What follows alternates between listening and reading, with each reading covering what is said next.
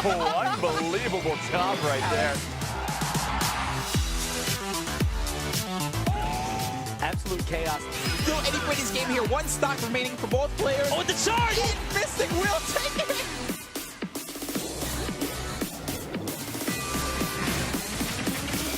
Here we go. Ooh, look at a combo.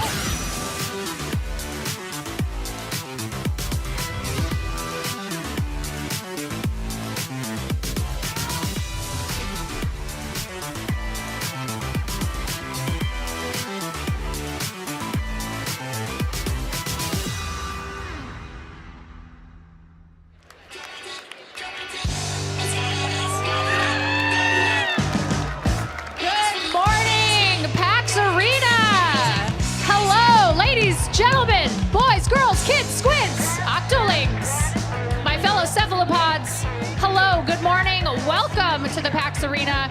I'm Ashley Esqueda, and we have a very exciting doubleheader for you today. We're gonna have the Splatoon 2 North America Inkling Open 2019 Finals. Everybody's super excited to be here, including us. We are very excited. And then after that, we are going to have the Super Smash Brothers Ultimate North America Open 2019 Finals, which I will never be hungry again, because that is a mouthful, and I love it. I am ready for some super amazing content today. I have some incredible friends here with me on the stage.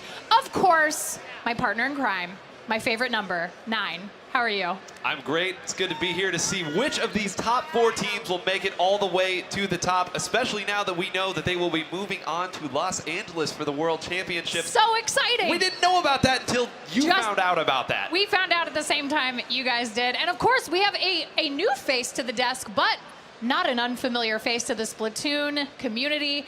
Hello, Milana. Hi, it's so good to be here. I am super hyped, and I'm looking forward to some really, really good gameplay. It is going to be a very exciting matchup today. Both of the matches that we have. Let's go over a little bit of the format today for the Splatoon 2 Finals. Sure. And for most of you at home who know Splatoon and understand it, this will not be an unfamiliar sight. 2 best-of-5s in the semifinals. We'll be having What versus Lowkey and also Demise versus FT Win. The winners of that will move into a best-of-7. And there are no grand finals this time. It is 1 loss and you are out, so you can't make a mistake. Got to keep it together, guys. Got to keep it together. Well, let's talk about these teams, because these teams have battled over 2,000 players. I mean, this has been a really big road for a lot of these teams. So let's start off by talking about FT Win. 9. This is a powerhouse team. It is. I mean, they are the favorites for a reason here. This team came together for the sole purpose of knocking off Set to Destroy X in their heyday. When they are on their game, they are the best. There is no question about that. They have won all of the big tournaments that have been held within the community itself. They can be absolutely unbeatable at times. You see right here, Kyo playing that Kenza Slosh machine. Some have called him the Michael Jordan of Splatoon. He is versatile, he is terrifying, and he is confident. He competed at E3 last year. He knows what it is, but you see right here, Shaq no slouch as well. This team is stacked from top to bottom. They are the favorite at this tournament, and it is not without good reason. They, however, have to get through Demise. And this is a team that I am very excited to watch play today. So tell us a little bit about Demise and what they're going to have to do to take down FT Win. Demise is a great story. This is a team that started off at the mid-level, then they moved to the top level, then they continued to move and fight until they are now here 2 wins away from being the best in North America. They are an aggressive team. You see right there on your highlight screen, 0. Expect for that to be your favorite number at the end of this instead of 9, because that kid is dynamite. They are an aggressive team. They are a momentum-based team. They need to get off to a fast start. Otherwise, it might be too much for them. They've got to control their nerves.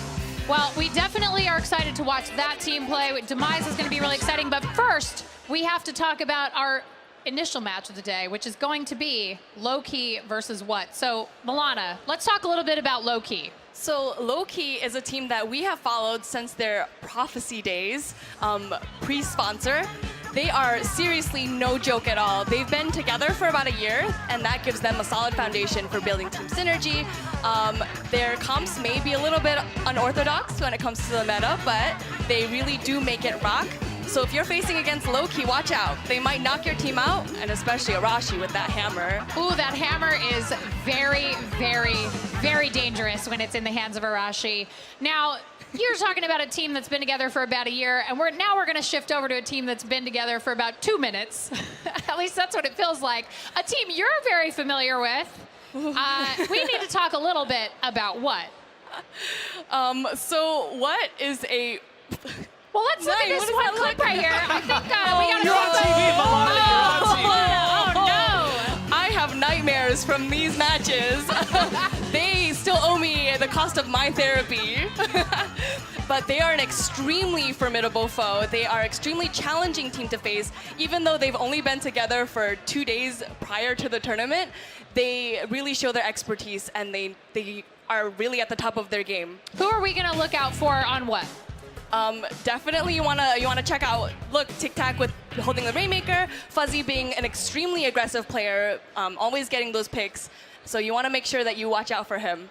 Well, we've got teams setting up. They're all getting ready. Let's talk about this first map for this match. We are going to Muscle Forge Fitness, my friend, the place you go to get swole. Oh. And it's tower control. Did you write that like on the spot? That's incredible. Just all Okay, well, I'm taking that one it's now. a gift. Muscle can I Forge say. Fitness tower control. So for those who are not familiar with tower control as a whole, you can see right there on the bottom, ride the tower into the enemy's base. Once a player is taking control of a tower, it will move automatically, and if neither team reaches the goal, the furthest distance will win. It is not an aggregate score. It does not matter how many pushes you make if the opponent makes one that goes further. And one of the most interesting parts about tower control are checkpoints. And so, Milana, I want you to tell us a little bit about how that changes up a strategy for a team when they have to defend those checkpoints for a certain amount of time. So in this map in particular, there are 3 checkpoints. When you are defending a checkpoint, you can't move the tower. You have to sit on the tower and wait for a counter to count down, making sure that you know, yeah. You gotta pause. Yeah, you gotta prove that you deserve to be in that spot. You gotta prove you deserve to keep riding the tower. Yeah, so you wanna make sure that you are protecting the person or people riding the tower, and you wanna make sure that you keep an eye on the terrain. So the enemy really can come at you in any direction, and you wanna make sure that you are well protected. Yeah, and on that defensive side, if you are defending a tower push, if you understand that the opponent cannot move once they get to that checkpoint, that might be where you save your defenses for. You might hide out a little bit, slink around in the ink a little bit, save that special for when you know the opponent is going to be stuck. Because if you get to that checkpoint and don't get through it, you have to go all the way back through that checkpoint a second time around.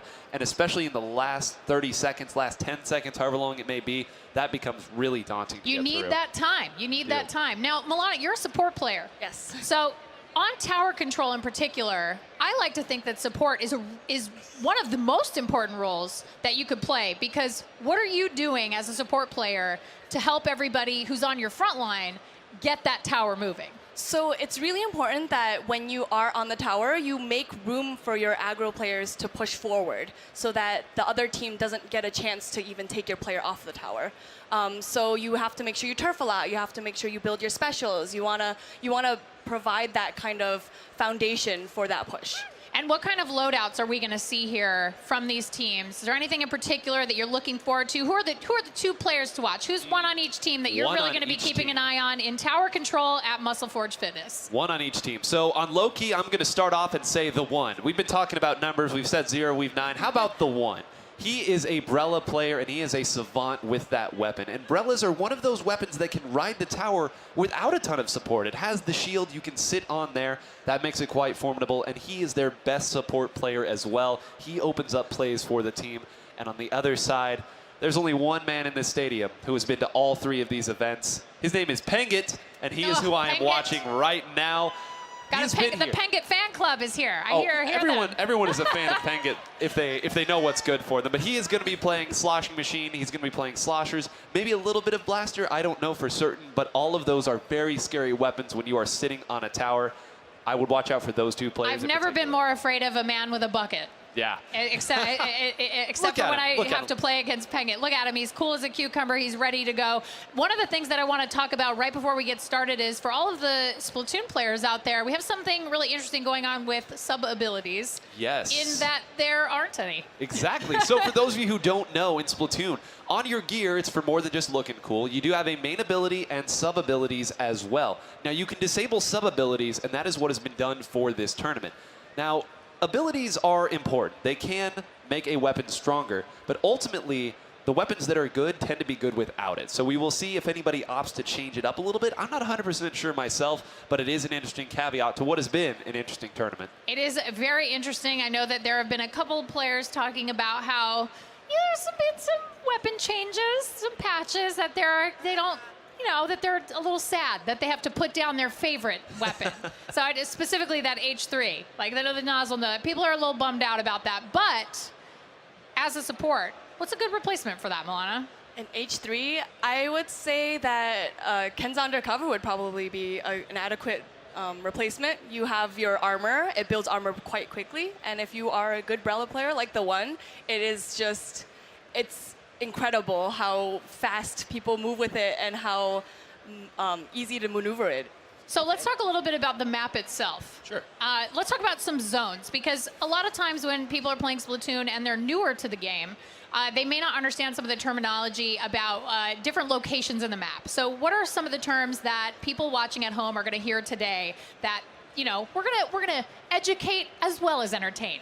I'd say the most important call out to understand for this is what some people call gulch, some people call pit, and this will become very clear. I know I'm shouting weird words at you right now, but when you get past that first checkpoint, there is a part of the map that there are walls on both sides. And it can be very difficult to shoot down into those walls, to throw sub-weapons down. A bit of a funnel. It is, but because of that, if you get past that first checkpoint, you can almost fly down that tunnel. So it becomes almost a snowball effect, where if you get past that and you get a little bit of traction, you can score some big points. Expect this to be a high-scoring map. So in the way of tower control, are there any challenges for either of these teams? Have they struggled? Do you feel like there are any things that these teams should be worried about on this particular map with tower control? I think just to piggyback off of what Nine said, after making past that second checkpoint, it's really hard to push back. And I think for me personally, the most challenging thing about tower control is that when your opponent has pushed it so far, maybe to like 1 or 2 points left, you have to wait for the tower to go back to the middle to reset before you can start making your push. It's not like the Rainmaker, where it can reset itself. Yes. It actually has to make its way back in reverse beyond all the checkpoints you've already put yourself through. But honestly, like this could be a really interesting matchup. I'm really looking forward to seeing what the loadouts are. It looks like we're about to get started. Nine, I am going to hand over play-by-play to you. Let's get started. Tower Control, Muscle Forge Fitness. Crowd, give me some energy here. These players are putting on their best showing right now as we take a look at these comps in the first game. Power, of course, going to be sticking with the Charger. Pretty conventional stuff, but Milana, I do see Gamaru, who is typically a Splatoon player, playing custom jet. Why do you think that is? I think that those burst bombs definitely give a lot of mobility to him as a backline player. So in case he gets into tight situations, he can make himself, get himself out. And Ashley, you see them jousting back and forth here. No team wants to go too many down here at the start of this match. It does look like both sides are 2 down again, playing a little bit patient right now, understanding that you can't necessarily win a match in the first 10 seconds, but you can certainly lose one. Yeah, absolutely. You definitely want to build up that special. That's one thing. If you get splatted early, you're not going to be able to coordinate your special with your team. You see a trade-off right there. Fuzzy's down. And now we can see Lowkey. They're on the tower. They're riding it. They are, and a great opportunity there to push that. One thing that we saw right there that was interesting is it took 2 people to take down the one's Brella here, and that kind of allowed the rest of the members of Lowkey to move into the middle area there. And Milana, that's something we've seen a ton when it comes to umbrellas. Yeah, I think just the fact that the umbrella has that formidable shield in front of it, it does take 2 people sometimes to maybe do a pincer tactic to come around behind it. And we see Gamaru right here with the Stingray, a very popular special at the pro level. Let's talk a little bit about how that can maybe box out a team. Well, and it's so scary on this in particular because the tower is a Stingray magnet. Every team is going to bring one here because the opponent has to sit on the tower in a very stationary area, as we see Power doing his thing right there. Sometimes you don't need a Stingray when you're as good as Power, but to the original point, it makes it very easy to stop a tower push, and as we talked about earlier, those checkpoints, it's even more difficult. And look how far Power is pushed up. He does not want to let him wait back and sit, Milana. He is quite an aggressive charger, but his skills definitely make it so that that kind of strategy is possible. We can see we got Tenta missiles taking out Tetsu. I am really curious what Power's going to do here. He seems a little bit too far forward. It is very aggressive, his positioning. And it's so difficult, too, because you have to move up and feel like you can contribute. But if you are too haphazard about it, it's dangerous. And now he was actually the last one up in that situation. And the Stingray found somebody. How did you do that, Power? But now we have a push coming back the other way. And this is interesting. Lowkey's composition is not a very aggressive one typically. So they're going to have to find a way to push up and make these plays. But it looks like Fuzzy might have defused this one already. The Fuzzy is definitely, like I mentioned before, he's someone to really look out for. He's always there, always in your face. But they're Arashi, just Arashi things. Beautiful hair, beautiful gameplay as well. And you know I said earlier that this was going to be a high-scoring match. Both teams showing a lot of respect to one another. You haven't seen either one really try to make a big dive play here. This Booyah Bomb might do it. You see all 4 members are around the same general area. They need to get some follow-up here. I like that Arashi is coming back. You see the jump back. That is because the Stingray is there. Will it get there in time? And it looks like it just might have, Ashley. I really enjoy how Power is so good at getting back, but oh, he gets taken out by Gamaru. And it looks like he might get another one. No, he doesn't. He doesn't. But we've got about a minute and a half left. It looks like Lowkey is pushing that tower. They are, and they got past that second checkpoint. You see how quickly that went from the 70s all the way down. And Arashi feeling himself right now. Can't get the pick onto Power. No, he can! Yes, I am sorry, Arashi, for the disrespect right there. But look at that. The 3rd checkpoint has fallen as well. All they have to do is move it up just a little more. This is a great Stingray. Milana, this might be it. I think this might be it. Fuzzy trying to make a comeback, but not quite enough. And the game goes to Lowkey. Lowkey taking that first round in a little bit of an upset, I think. I think so too. That was some good strategy. Those are some really good, solid play from Lowkey. Take a look at the scorecard right here. It's going to tell the story. Gamaru with 4 Stingrays, and it seems like every one of them was used at the exact right time, found its target as well. But I am really impressed with Lowkey's ability to move up, Arashi getting the big picks. And let's talk a little bit about 1, 1, as opposed to 3 down at the same time. There's a term that we call staggering, staggered spawn, and it is very different than taking 2 or 3 down. And Milana, you can speak to this, of course, as a competitive player yourself. So I think the biggest trap that a lot of people fall into as competitive players is that they get a little bit nervous. So when the opponent is making a push and you have, say, 1 or 2 teammates down, you might feel a need to rush in and save the objective. That is not good for competitive play because as Splatoon 2 is a huge game that is really just focused on teamwork. So the more players you have, the stronger your pushes will be. So you don't want to go in staggered, and I think that Lowkey did a really good job staggering in that case. I think another thing they did really effectively was they stuck together, right? Yes. So you've got, it's much easier to win a 2-on-1 than it is to win a 1-on-1. And so I think Lowkey really did a great job, especially in their front line, of sticking together, making the plays, and getting on that tower. And they really capitalized whenever they had a couple of players down on what they were able to jump on and say, okay, now we got it. We can ride this all the way in to the end zone, and I think it's going to be great. So now up next, we've seen the teams. They've conversed. Yes. They're strategizing. They got some strategy going, and we're moving on to game 2, which is going to be Clam Blitz at Black Billy Skate Park. You know, I'm going to go ahead and toss this to you, Milana, because we talked about this map last night, and you were not typically thrilled. Real quick, though, a refresher for Clam Blitz, because it is a difficult mode to understand. First team to 100 points does get that victory. You toss clams into the enemy basket. If you build 10 of the small clams, you build the power clam. You need that power clam in order to break the opponent's basket. From then, you can throw in as many little clams as you would like. There are a lot of very interesting and very detailed mechanics, too, but I think for now, we'll leave it at that. And Milana, let's talk about this map. you grimaced a little bit when you saw it. Why is this a difficult map to play? Why is it so polarizing? I think for me, or for a lot of players, I think it's the uneven terrain. It's less smooth than like humpback pump track. So I think it's like harder to climb through and make sure that you are in the right positioning that you need to be. In addition to, you know, keeping track of where the players are, there's a lot of different routes that you can take, especially for Clam Blitz. You can come in straight through the front or through the right side, and it's just a lot to worry about. And for me, and for a lot of players, it's like, it's just too much. So we talk a lot about what's called the meta. So the meta is kind of the standard pro loadout that we see a lot of the time. For Clam Blitz, there is a very particular strategy that we see a lot. And are we going to see that on this map today? Well, the Baller is still a very good special. So what Ashley is referring to there, teams will build up a special that is called the Baller. They will roll right on up to the enemy's clam basket, and then they will super jump with the clam. You can do that right in front of the basket and throw it in. We saw that used to great effect by Back Squids at E3 last year. We'll see now. This is a smaller map, though, so it's not quite the same sort of loadout.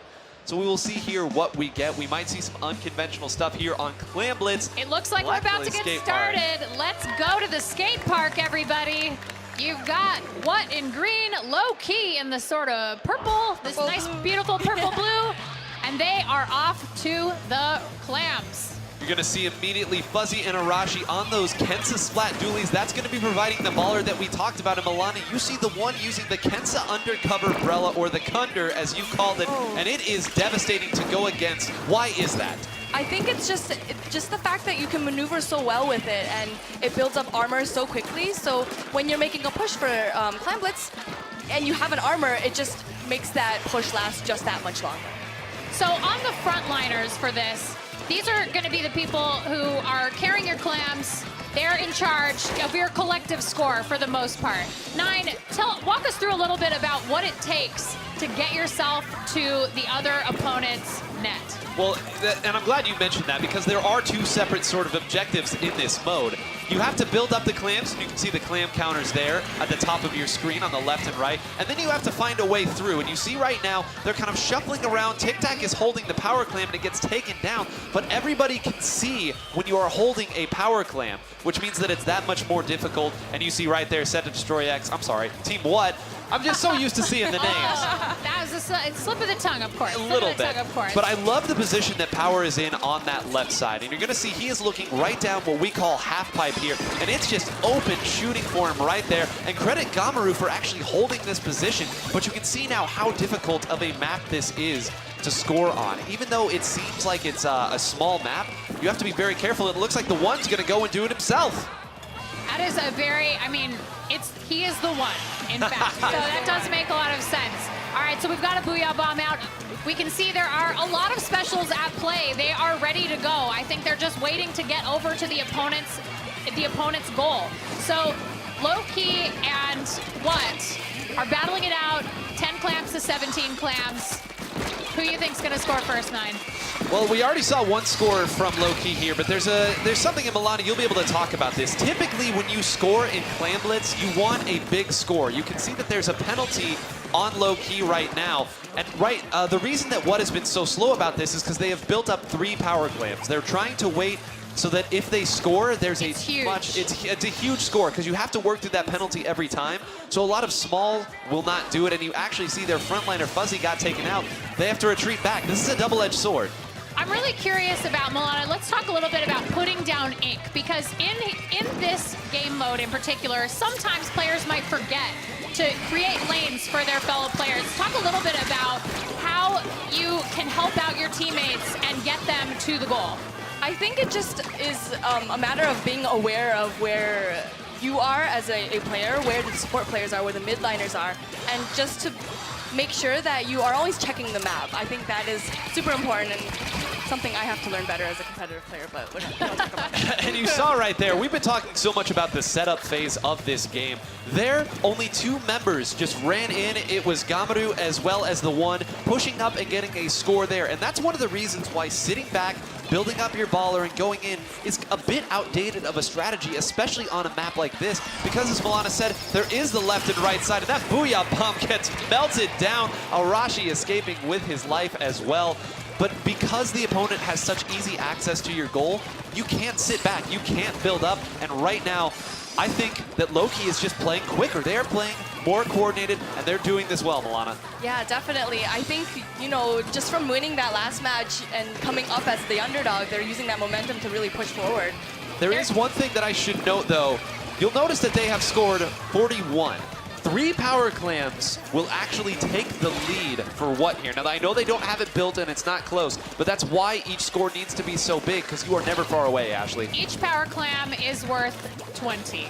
So you always want to make sure that you have a little bit more than that 20, or some multiple of that, so that if they do score, you're still in the lead. Oh, and what incredible timing. You saw the jump go the other way, and there's even more points. That was a race to the finish. And as we get to 30 seconds left, Pagan's going to save this for a counter push. But that is so unfortunate if you are a fan of Team What. They had it pushed forward, but again, the same thing that happened the last 2 times. I think Lowkey kind of understood, all right, they're loading up for a push one way. We have to counter push, and speaking of counter push, let's see what can do. They do not have time to mess around. They've got 15 seconds, and it looks like power's been taken out on the super jump. I'm not sure if anybody's going to be able to get back to the goal at this point. 5 seconds. What's going to have to make another power clam, or else this game may be over.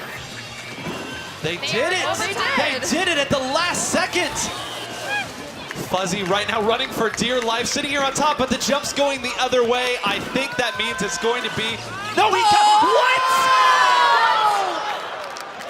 Mere frames separating victory from further overtime there. Lowkey, you saw get the counter jump again, and Fuzzy, that power clam hit the basket. Hit it. Did. Oh. That's how close it was, but Lowkey again wipe the sweat off your brow there. Arashi once again, 11, 10, 9, and 9. Doing the work. That is a balanced effort all the way through. But Milana, that is such a rare occurrence.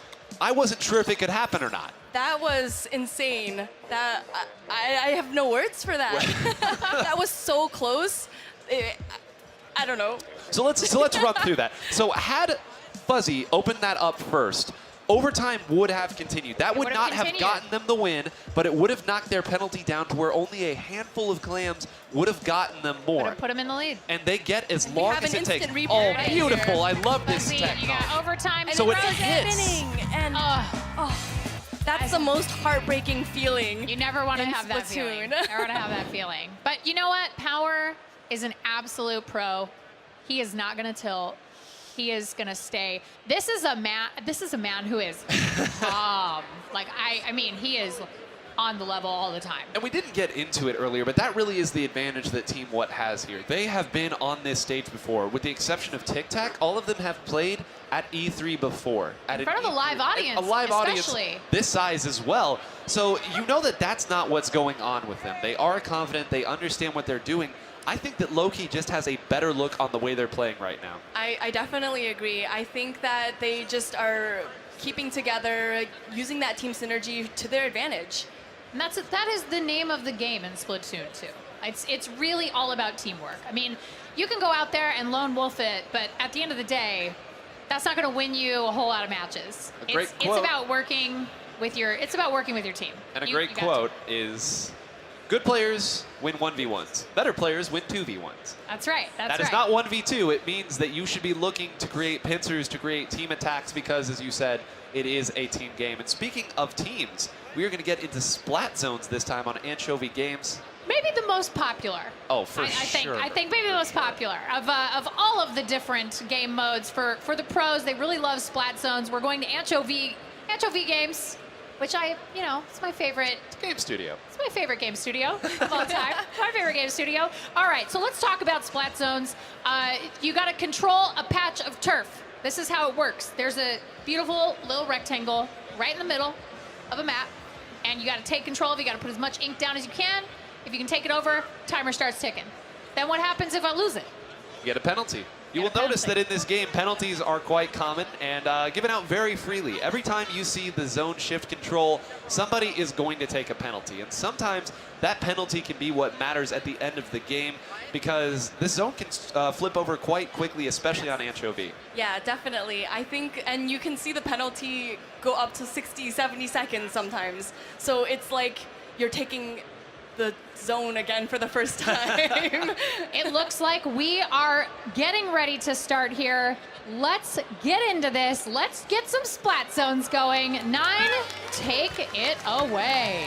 This should be, and we see Tic Tac. I was going to ask for this. Tic Tac has immediately switched back to the H3 Nozzle Nose D. This was a dominant weapon for some time, and with the back against the wall, Tic Tac says, you know what? We're going with it now, but take an eye. Is that a bamboozler I see from Tetsu, Milana? Tetsu is a god bamboozler player. I am so scared every time he brings this out, so I know that he's gonna rock it.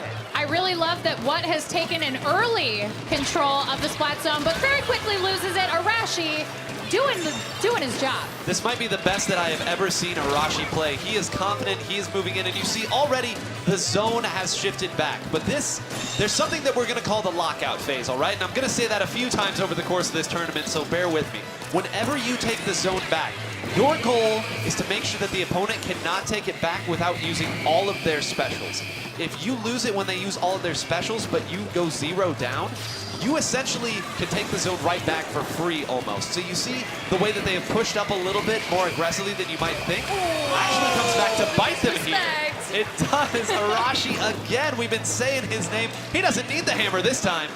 He's heading for power. You can see him. He is really working hard on taking power out of the equation so that they can get in and take over that splat zone. Milana, talk a little bit about a support player that, as a support player, you want to get in there and you really want to make sure that your teammates are going to be able to get to that splat zone safely and also get out of that splat zone safely if they need to leave.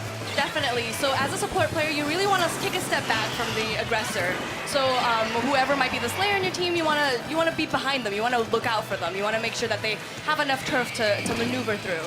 And you want to give them a special in case they need to get out. And speaking of support players, the one in Arashi going for the double team on Fuzzy. Keep an eye on that timer at the top, everybody. 29 left. That timer's getting serious. It is an Arashi pushing through here. They're pushed so far up. If they go any down in this situation, Tetsu punishing Pangit here. They're 1 down. Are they even going to touch the zone? 9, 8, 7. Tetsu painting for dear life. Fuzzy going the other way as well. They're not going to get it. Back. The 3-0 sweep for Lowkey. Get out of your brooms. Arashi stands up. Look at him. He is so excited. He had the set of his life right there. He knows it. Lowkey scoring the early upset against Team What? I absolutely love it. They are super excited about it. You know, this is a team, like you said, who's been together for about a year. This is a team who's been working really hard to get to this place. And the stakes have never been higher. This is for a spot in the World Championship. And we can see that, you know, that hard work, that teamwork, that building that team synergy for that year really paid off for them, especially in this place. You can see, I love that they're ready for all of those cheers from the crowd. They are so excited. That was an upset. Oh. That was a true upset. Every element of that was an upset. The fact that they won was an upset. The fact that they 3-0'd a bigger upset. And Huge. the fact that they were really always in control of that. They were on it. They got the knockout in tower control on a somewhat difficult map to do so. They got the knockout in splat zones. And they won Clan Blitz by a pretty fair margin. Even if that ball had gone in, I don't think that What was going to be able to bring that Clan Blitz to get matched back. But I'm stunned right now. Stunned into silence, so let's take a look at the bracket and talk about it, because obviously we just saw an upset. That was amazing. We've got Lowkey moving on to the finals over What. And next we are going to watch Demise take on what we would argue is the favorite here, FT Win. You know, after watching that last set, I don't think that there is anything that we can discount at this No point. guarantees at this point. I would certainly have not imagined that. And we talked earlier about these two teams. This is going to be a set of fireworks. Both of these teams feature dynamite frontliners here, sometimes 2, even 3 frontliners on a composition. But Extremely aggressive. let's talk about the backliners, though, because we have Let's do talked that. so much about these frontliners and the aggression. We She's have 2 like, of the "I'm best. ready." Go ahead. Ice and Raziel. Let's talk about them. They are among the top backliners in NA. They both play Splat Chargers. They don't miss their shots. They see you, you're done. And I think that is, Yeah, that is how they're it really goes. difficult to counter. Having faced them personally and having heard stories of their Legends, if you will, legends across told the internet. Across the internet, we hear legends. There are these old wives' tales that we hear around the campfires. It's amazing how quickly those things become old wives' tales. I'm an old woman. It's like I hear them. I've been hearing them since I was a small child 10,000 years ago. But I'm really excited to watch these two teams face off. Let me ask you this. Sure. After having seen that backstage, what are these two teams thinking? Aside from anything could happen. I mean, you play to win the game, right? And Yeah. this is really where the nerves can come into effect. Because we heard the crowd and how excited they got. And when you know how big the stakes are, you know what you have to do. Both of these teams have played each other a number of times. Both of these teams are very familiar. They scrimmage against each other a lot, too.